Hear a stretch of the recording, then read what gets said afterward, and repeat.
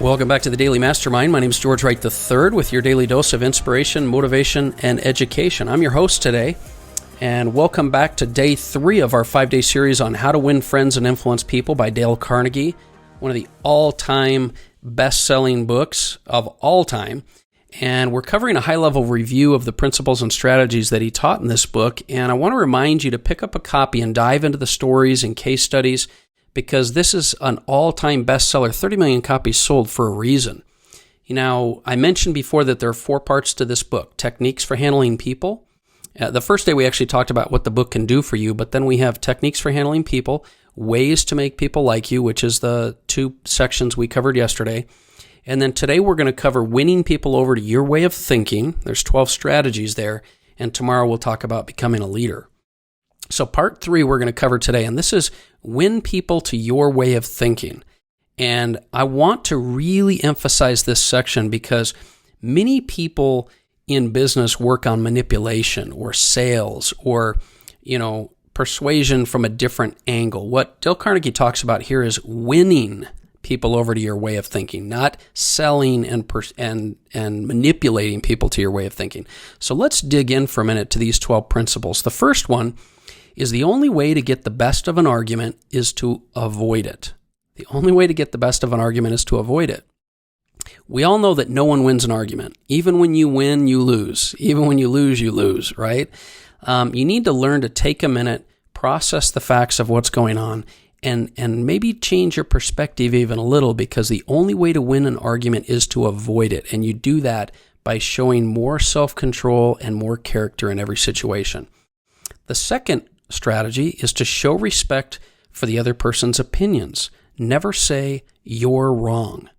Telling somebody that they're wrong only causes negative feelings, bad blood, and in the end of the day, even when they are wrong, you're going to gain more ground by being persuasive, by being indirect about hitting it. Especially if you criticize in public, it's just a really bad idea. I've learned over time that you do that in private, and you can do that in a much more persuasive way than to say you're wrong. So show respect and never say you're wrong. The third principle is, if you're wrong, admit it quickly and emphatically. Because here's the thing, we talk about this with prosperity pillars.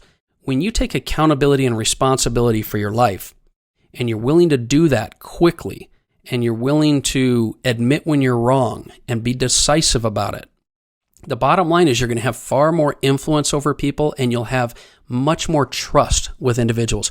I've had situations like that happen even recently, where I've had a bad day and I've overreacted, or I've done something that I knew I probably shouldn't have done, and immediately I would own up to it. And the reason I want to do that is because I want to maintain a relationship and influence and trust. And the best way to do that is, if you're wrong, admit it quickly and emphatically. Okay, number 4, begin in a friendly way. People are always more open and responsive when you are beginning your conversations, your negotiations, your business in a friendly way. Even if you're upset or you're having a bad day, we're going to gain more ground, and we're going to have much more influence over others when we begin in a friendly way. And so that's a very strong point I want to make to bring into every aspect of your communication. The 5th principle is, get the other person saying yes, yes immediately. Now, this is going to be a great one for us to cover in further episodes, because it's a great sales technique. When you get people saying yes, they get into a pattern of affirmation, not negativity, but positivity. You're going to get more ground with them. You're going to get more results. So start with questions that the answer is going to be yes to. Start with obvious questions that someone can feel comfortable and easy saying yes to. And the more yes they say, the easier it will be. The easier it'll be for you to lead them to your decisions that you want them to make.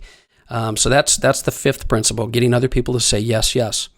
The 6th one is, let the other person do a great deal of talking.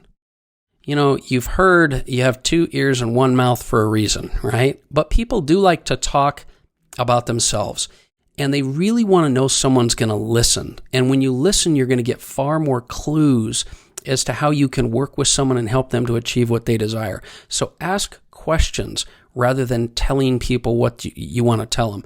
Ask questions and listen carefully, and you're going to be far more effective at what you're doing in business and life and relationships. Principle number 7 is let the other person feel that the idea is theirs.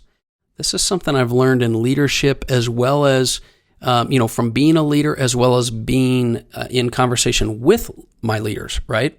Let the other person feel the idea is theirs, because people are far more committed to their own ideas than to your idea.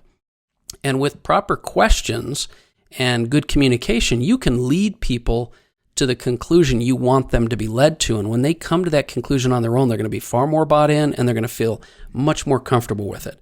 So let other people feel that the idea is theirs. Principle number 8 is try honestly to see things from the other person's point of view. And, this is a great Stephen Covey principle, right? Seek first to understand, then to be understood. Because people don't listen until they know you've been listening. So adopt that sympathetic grasp of someone else's viewpoint and try to understand them before you want them to understand you. They're going to be far more receptive to doing that, okay? Principle 9, be sympathetic with the other person's ideas and desires. People want to get sympathy, right? They want to get empathy. They want someone to understand and listen to their problems. And there's a lot of great ways to do this. One of the ways that I've done this, and it's a technique we use in sales a lot, called the feel, felt, found technique. A really quick way to be able to transition from what someone's thinking, but not do that in a way that they don't feel that you're being sincere, is you can say, listen, I understand how you feel. I felt the same way. What I found is this to be the case. And I've used that with customers, with sales, with all kinds of things. Someone might have this massive issue and they just want to be heard. They just want you to listen to what they're saying. And a nice way to deal with that is to say, I understand how you feel. I'd feel the same way, or I felt the same way. But this is what I found. I can help you through your problem. I can help you with what you need. But people want you to be sympathetic to their ideas and needs. And that's number 9. Number 10 is appeal to the nobler motives. Now, this is one that, may or may not be applicable to certain things you're doing in your business, but the bottom line is people want to do things for what they believe are good reasons. And people are usually acting and driven by their motives and their desires, right? And they want their motives and desires to be good. So keep that in mind and appeal to what their ideal or their nobler motives are, and you'll get a lot accomplished for sure.